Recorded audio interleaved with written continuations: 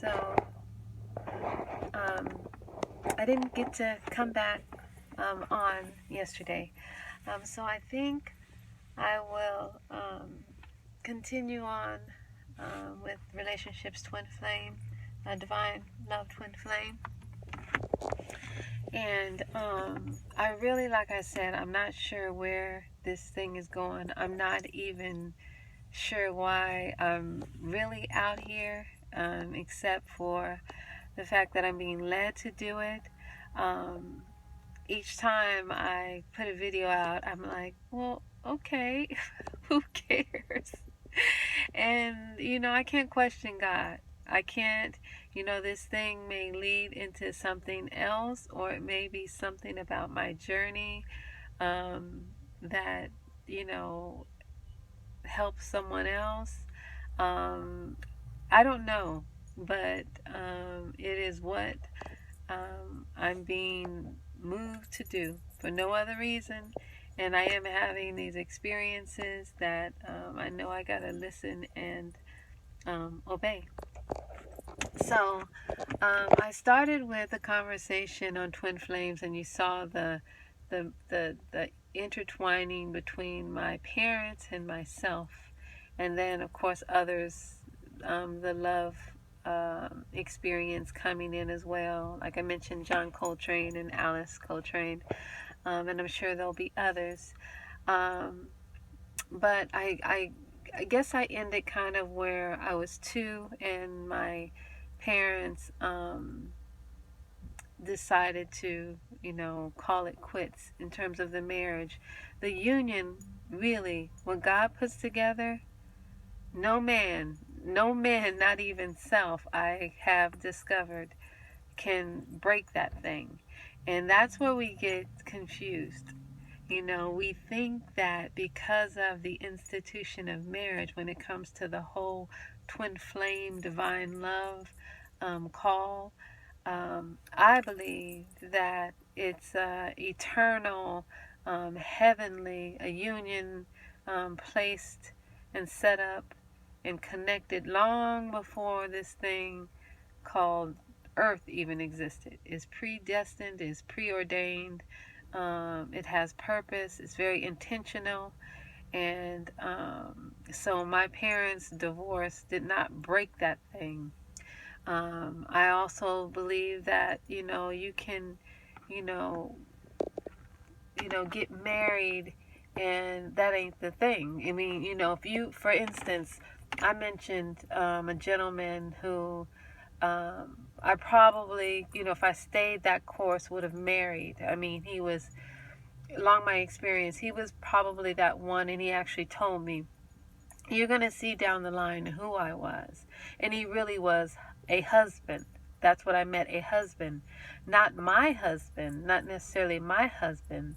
He would have been my husband if we married, but we were moving so fast, and I had just come from this long relationship, long term, right out of high school relationship. So I wasn't, looking to do that again right away. Now I'm like, okay, now let me do me, but it really wasn't like that. It was really like, I have to do me, because now I have this baby girl, and everything I thought, it would be in the relationship, family, and all of that wasn't going to happen. And so I wasn't ready to kind of just jump into something else. This guy was moving fast. I mean, and he was moving like a husband, somebody who knew that, they had found a wife would be moving. I mean, I was quick to meet mama and aunties and, family. He took me around them, and, I'm young, and I had at this point moved back home with my mother, my daughter and I, because I was planning on going to Howard still. I was going to Howard University before I got pregnant, but I'm still now going to Howard. Somewhere, somehow, I'm getting there, now even more so, because now I have this daughter I'm looking at, and it's like, oh, I gotta get my life together here. And but he had moved us in. He had a son, and I was the only woman that he had moved in. His son was about 8, I believe, and his son was like, "Man, my dad really, really likes you." And he had been married before, and he was raising out of the marriage came this son, and he was raising him, and he had custody, physical custody, and yeah, I remember asking them, "Well, why do you say that?" He goes, "Because he never has women in the house." He goes, "And you're like living here." But he told me, I told my friend, I was like, "Man, you gotta slow down." He was like, "No, I'm not." I said, "We're moving too fast." He goes, "No, we're moving too fast. We'd be married." And I get it now. Of course, through time, I was young and all. I get he was really a husband. He was moving like a husband, because that's who he saw himself as, my husband. But that didn't, that thing would have ended, 2 or 3 years down the line. I would have divorced probably, or not, maybe not, but I wouldn't have um, been married to that thing that I know is in me that God has set up long before um, um,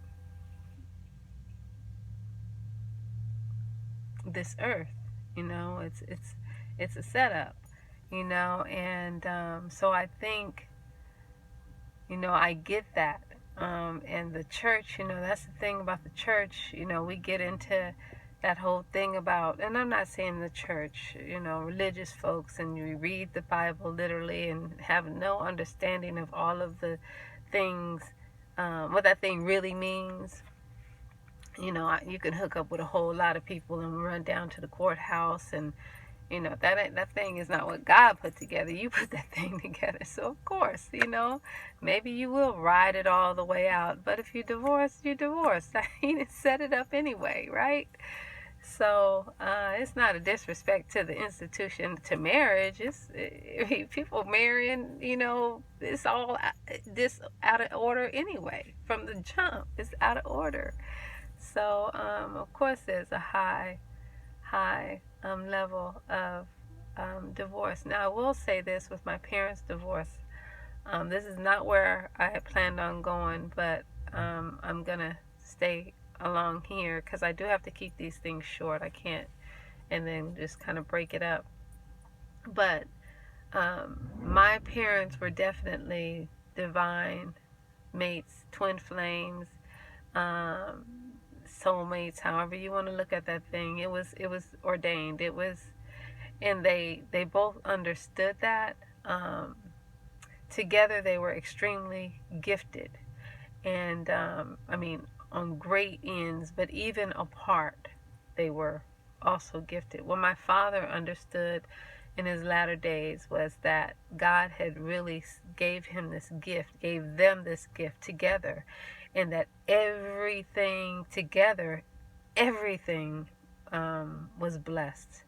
We had, it's just their children had a hard way to go. I mean, we were blessed, beautiful mama, beautiful family, but we always knew, and it was struggles, and we always knew.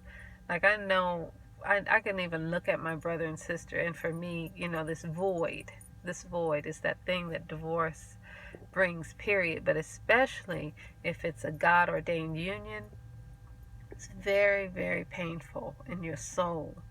And I remember my sister divorced, and my mom and dad, I was living on the other side of the country, and they were calling me. My parents were calling me, can I talk to my sister? They were both going up to her job. They were acting, my sister said, so crazy, to try to stop her from divorcing, that it was, driving her extra nuts. It was just like they were driving her nuts, and it was crazy for her. And she didn't get it because she's like, they divorced. What are they doing and talking about? I believe because they had lots of pride, but they knew it was a big mistake, that if they could have only worked through it, and what it did and does to kids and that whole thing. They had those kind of regrets, but they knew that life, it had been, some time. Life had, passed by, and they were on two separate, completely almost different worlds and stratospheres at this point. They just really doing things differently. So to even imagine trying to come back together was, they couldn't see it. But so yeah, the divorce thing. But my father would still um, see visions, get warnings, get signs about my mama. His heart never left. I think I said it on another tape that he once had a dream out of nowhere. We hadn't, not that we hadn't seen him, he just didn't know my mama was sick. And my mama she just all of a sudden started getting really tired. And she really was like, her energy it really was like a 30-year-old. She was 65. So I think when she started getting this was maybe about 10 years before, maybe 15 years before that. So maybe her early 50s. I can't remember exactly. But she just all of a sudden started getting really tired. And she used to ski and all of that, and she couldn't really ski, and she didn't know if it was the altitude when she would go up to Tahoe, or if it was just work and or for pills or what have you. She had high blood pressure at one point. I mean, we were getting that everybody was getting that high blood pressure like crazy, and folks were just putting you on medication. And my mother knew in her 40s or something. I don't remember exactly when it was. She was like, no way, I'm not doing this. So she, weaned herself off and changed her diet and did herbs and all of that. So the pill that they said she'd have to have for the rest of her life was not happening. And but so she didn't know if it was that. So she was going to doctors and they weren't finding anything. And my father, miles away and in his own world, had this dream. And he had this dream about this lion. And there was this little man in this little white coat. He said it was like a caricature or of a comic book or something.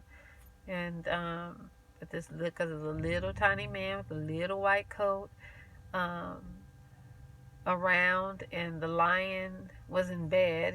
My daddy said he climbed into bed with the lion, and this little man drew this circle. I don't know which came first, him climbing in bed with the man drawing the circle, but drew a circle around the lion's heart. And so my father was like, wow, he knew it was a vision. He woke up knowing it was a vision. It was in color, and he knows what the difference between visions and dreams. He's a dreamer. He had a call on his life like a Daniel. If you look at it biblically, that's how his anointing and his gift operated. And so he went to God and he asked, man, God, what is this? And God said, it's Leslie. She has a hole in her heart. Tell her to let the doctors know to check her heart. And he called my mama, and my mama was like, whoa, but she trusted his gift. She knew, they were divorced, but she knew what she married. And so she asked the doctors to check her heart, and she did. She had a hole in her heart. And it was better for them to repair it then than to wait until she got older, because it could really, she could really have some problems. So she got open heart surgery, and they repaired her heart, and she was fine after that. And so, what my father knew was together that thing was just powerful. My mama, like I said, she has a building, Campbell Hall at UC Davis. in her name, and she deserved that and so much more. Thousands and thousands and thousands of students all over the world she helped get in to the university, but not just get in, get all the way through. It took me probably about a year to get through letters that I had received from students in South Africa, all over the country. And they kept coming in because people would find out and they'd give us. I remember a letter from a judge who, she didn't have the opportunity, in school, K through 12, and so she was. My mom, it was of course during affirmative action, which was the blessing, right, for those of us who didn't, receive the adequate resources and opportunities that others did. She was able to pull them through and then provide the support system to get them all the way through. And so this was a judge who was writing me to say how amazing and how special my mama was. And she was really gifted. My father, on the other hand, was a conduit. He was amazing in his gifts. And I think sometimes he questioned it because, religion, if you're not at that pulpit, if you're not at that pulpit, it's like sometimes, that's the one, right? That's just one of the many. And my father started this little tiny church in Japan, and captains and generals and all kind of folks were going through this church. And this is just one of many. I could tell a whole bunch of stuff about my pops, but I remember talking to him one day because he looked up many, many years down the line. He looked up and he saw this, and I don't know who it is, but it's a black bishop that has a big cathedral, and I believe it's overseas, like Europe or something, but it might be here in the States. But he was on cable, he's on TV, and he was like, and he's well known, and he said that this man came to his church, and God had him touch him, and he touched this man, and this man went rolling up and down the aisle, rolling. And so he said when he saw him on TV, he was like, oh God, what happened to me? He was feeling all shabby. And I was like, nah, Daddy, you were the conduit, man. You were that vessel. God surged through you to touch him. You're a winner, baby. I told him just that. You're a winner, Daddy. And so you can imagine that's the energy that they had. That's the gift that God gave them. And it was set up for a purpose. It was supposed to be together, a union, those two powers, just like, and they didn't make it. But he put that love inside, so like I said, eternally the love is forever. It wasn't just the bodies and the work and all of that. It was a special, because that's the power, the love. That is it. That is everything. It's everything. And Daddy's loving over here and she's loving over there. But the love together, man, rock this world. So, yeah, so I think that's why, I chill back. If I can go into an experience and come out better, no matter how bad it is. If I can come out better, I'm much better and ready for my one that, God has set up. So I bless every connection that is made, and I don't plan to sign a paper. I don't want to sign a paper. I don't want to settle and or any of that. I experience, and when that thing is locked into my soul, that thing that is here, when that thing locks down and locks in on my soul, and let's go, let's do this thing, then we can sign the papers. We can do whatever we do. Let's just go and do it. But other than that, yeah, I, I, I don't dig the divorce thing, but I understand it. We just get into these things and we're gonna spend forever after, and it's just really kind of a experience, for us to grow through.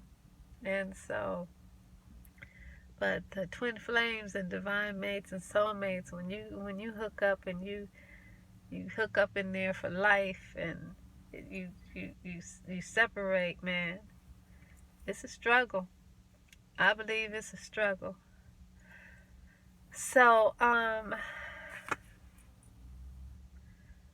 gonna part this thing out. I'm gonna stop here, I guess. Just go with the flow. I don't, again, right now I do have 1 subscriber, so thank you. I appreciate you. God bless you. So, I don't know if this thing is, I may never have subscribers. It may be something that God is just doing for me to do this, and I'm gonna do something else. I don't know. Maybe it's my own little personal notebook. I really, really don't know. But if in any way it blesses or touches you, hey, God Almighty, thank Him. And I give thanks. But for the most part, I'm just here being led, and I'll keep doing what I'm doing. All right. I'll come back. This is This is divine love, twin flames, and so I'll definitely be back on this topic, relationships.